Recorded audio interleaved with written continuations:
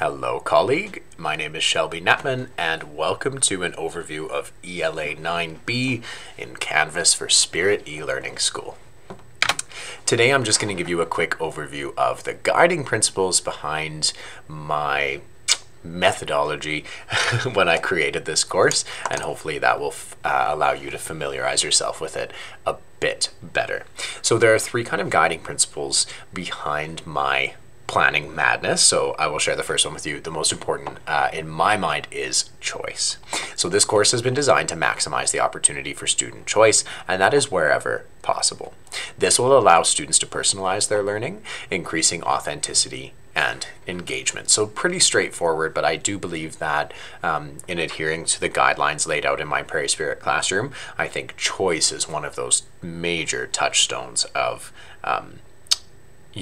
for me anyway, with my pedagogy, coming back to where can I build in a little bit of opportunity for students to personalize what they're learning. So with regards to their reading material and with regards to what they are writing about, the topics, the prompts, the essay, the essay prompts, giving choice with regards to those will really help increase the authenticity of the learning, right? Making it real and helping students to really invest into what they're learning. So choice, I think, is first and foremost in this course. Rigor as well. I believe that, giving students the opportunity to extend their learning when they feel capable is very important. In this course, each task has been designed to be expandable whenever possible. Students are prompted to extend their learning, and if they so choose to extend their learning, they can. Practice is built into the modules as well, so there's some scaffolding there, as are opportunities for extension. So within one assignment page, within one lesson page, you should be able to see multiple levels of thinking built in. And engagement, finally. A variety of mentor texts have been carefully selected, quick write prompts have been curated, and learning tasks have been diversified to align with the goals of my Prairie Spirit classroom. So again, creating a click-through course in which students all access the same page that tells them to do the same thing, it was quite difficult to build in, engagement from the back forward. So to actually take the opportunity to allow, students to engage with exciting texts, or to give them a selection of speeches to watch instead of making them all watch the same one. Engagement is definitely, and I think all three of these come together, choice, rigor, and engagement, but engagement definitely is just that piece of, are we taking every opportunity to pull the students into their own learning? Conferences are a big part of this. So conferences between you and your students individually will deepen engagement and extend the learning. So those are the guiding principles: choice, rigor, and engagement. The daily processes are designed with these in mind. So every day students must read a novel of their choosing. Not every single day, sorry. That's how it works in my brick and mortar classroom, is every class time, depending on how long the class time is, we'll read for a portion of that. So if we have an hour class, we'll read for 10 or 15 minutes, depending on the day. If we have a 2.5 hour class, we'll read for 30 minutes or longer.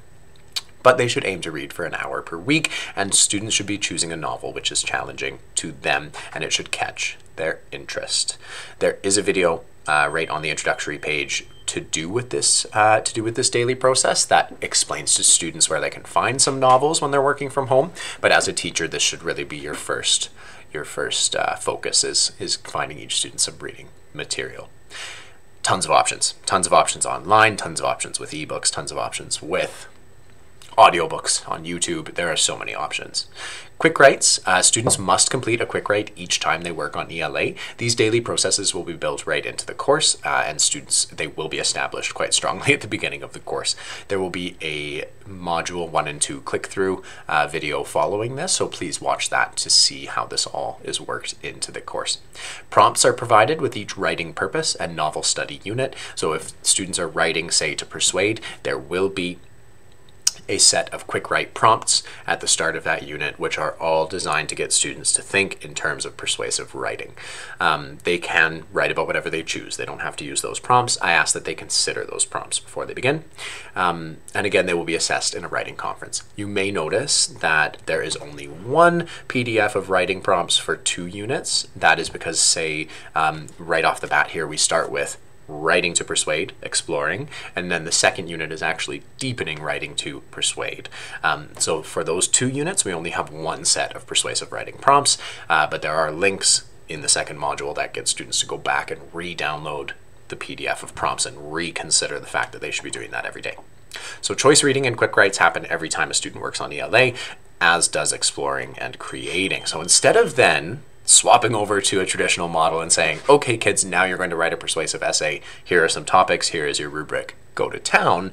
Instead, they will have some time to learn about the concept and some specific elements within that concept. Then they have the chance to seek examples of that concept in a mentor text, which they'll practice before they actually do it for marks. Only then will I ask them to write something for marks that isn't just a fun journal entry. Okay, I'm going to touch on journal entries really quickly now that I've mentioned that. They are separate from quick writes and you will see them throughout the modules. Journal entries are almost a form of quick write, but the students have to respond to that prompt and they have to write, submit for marks, a small piece. Okay, so those, for example, like the journal entries, the reading of mentor text, the exploring, the discussions, all of those are guiding the students to a final writing piece or a final inquiry project or something that comes up at the end of that unit where they should feel more confident and comfortable in, not necessarily comfortable, we don't seek comfort, but they should feel more confident in expressing themselves within those terms, within writing to persuade, within Romeo and Juliet. Okay, only then will they be assessed on what they've learned after rounds of practice. Now, you as the teacher, I want to take the time to really hit home the point that for a writing workshop, a reading and writing workshop style classroom to be successful, you must see yourself as a reader and a writer. Okay, and as a reader, yeah, we're English teachers, we all read to some extent, but creating a daily writing practice in which you are vulnerable in your notebook and you explore prompts that are similar to what the kids are exploring and you struggle and you pull a line out of the novel you're reading and explore the ideas that come out of it. In a workshop classroom, the teacher is a learner, more so than any other classroom.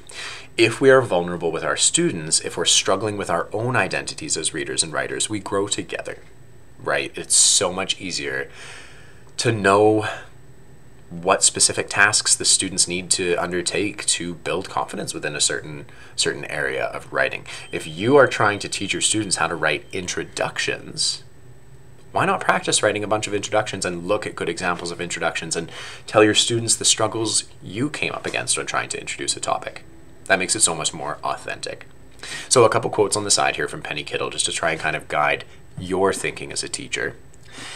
Habits of an empowered teacher. Read, notice, think, make theories about how writing works, imagine possibilities, write yourself. It isn't magic, it's just slow, creative work.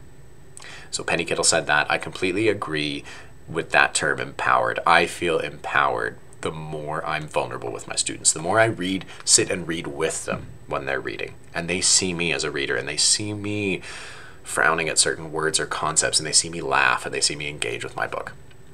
Noticing what the author is doing, not just skipping to the next sentence to try and consume as much of the story as we can to meet that page goal or whatever it is in the back of our heads that convinces us we have to rush, but slowing down and noticing author's craft and stopping your class and going, wait, I found a sentence. Look at this word. Look at this juxtaposition, right? Really getting your students into and excited about being detectives with their reading and modeling that yourself it's not magic, but it does really work. And teachers need to sit with their journal and write in the voice of that teenager. Write and remember that's who we teach. I think it's so important to try and remember the lived experience of the humans in front of us, right? It's so easy the older we get to just distance ourselves from our students and think, oh man, well, you know, we get this whole story in our head about why they behave a certain way, why they respond a certain way to different things. But try and remember how you felt in that desk, and write from that perspective every now and then share that with your students. It can really, magical things can happen when you build those connections. So thank you, Mrs. Kittle, for those. Live classes, I'm going to give you a few ideas of what you can do in your live classes to supplement what is going on in the online course. So right off the bat, if you are completing a live class with your students, book talks are such a good way to set the tone. In a book talk, you introduce a novel to the class. It's important that you show them the cover, and in a brick and mortar classroom, it is better to have a physical copy of the book than a digital copy. You hold the book up, you feel it, you show the students, they can see how many pages are in it, they can see what the cover looks like. We connect with books a lot over the visual and textile experience of them. But if that's not possible in your class, Amazon is a great resource for first look. You can click into any book and read the first few pages or chapter of almost every book that's on Amazon. With a screen share, that would be a good way to bring a variety of novels in, or grab paper copies of novels and do your book talk live. Students can also start to take over the book talk process at the start if they would like. It's very important that a few pages of the book are read aloud so that students can feel the rhythm and they can get a feel of the words. Sharing, so student sharing, students and the teacher can share what they've been working on. Ask for some feedback, or just share, I've noticed that I am doing this in my work now and it goes along with what we're learning because. Craft, you can have a craft section, writer's craft, where students discuss just what they're noticing in their reading. Let me share a sentence. All of these you can say next week our live class is going to be writer's craft and a book talk. So you can prompt students a week early to say, okay, for Tuesday, everyone needs to bring an amazing sentence and a sentence you didn't like, right? Just stuff like that gets the kids bringing themselves into the class. Mentor text, so a little mentor text study in which you guide the students through a writing task. There are so many tasks that you could complete. I have taken some of the journals for this course out of the Quick Write Handbook by Linda Reef, but really Googling writing activities, so much you can come up with. A great mentor text idea is to have students lift a line. So you can provide a poem or a song, and then you can model pulling a line, a sentence, or a word combination out of that poem or song and free writing on that. You can also have students look for things purposefully, right? So if we are writing to persuade, you can have students look for persuasive imagery in poems. Who knows? You decide, right? And that brings us to this last point here, deepen. So when you start to look at things through the lens of a writer's workshop classroom, you'll start to see mentor texts everywhere. When I go home and watch TV or read or do anything in the evenings, I am putting sticky notes, taking pictures, taking recordings of everything. YouTube videos, tweets, books, magazines, articles, anything I come across, artwork on the sides of buildings, anything I come across that could spurn some kind of a reaction within my students that goes along with what we're learning, I make note of, and I might never use it, but you will start to notice that. When you're in Writing to Persuade, for example, and you come across a little video of a speech in your evening that has an amazing example of persuasive writing, you'll get into the habit of just popping that straight into your slideshow for the next day. And really, you will start to live the writing process and the reading process that goes along with the units you're creating. And you'll start to pull things and stick them in different courses and make them your own. So do take the opportunity to deepen whatever it is that is being taught in the module at the time. For example, persuasive writing, take the opportunity to take it in your own direction and do a mini lesson during a live class that has nothing to do with what's going on in the processes the students are working through, but you've brought yourself into the course and you're adding an extra layer of persuasive writing knowledge, for example, or Romeo and Juliet knowledge onto that unit. Finally, why. There are so many graphics like this that you can find to show your students why. I've tried to build the why do we read and write and produce every day into the course, and you'll see that in the click-through, the next video. But really why we are trying to get our students to be able to confidently create massive amounts of thought, writing, all organized into coherent and well-presented pieces that have their voice strung through them like a common thread.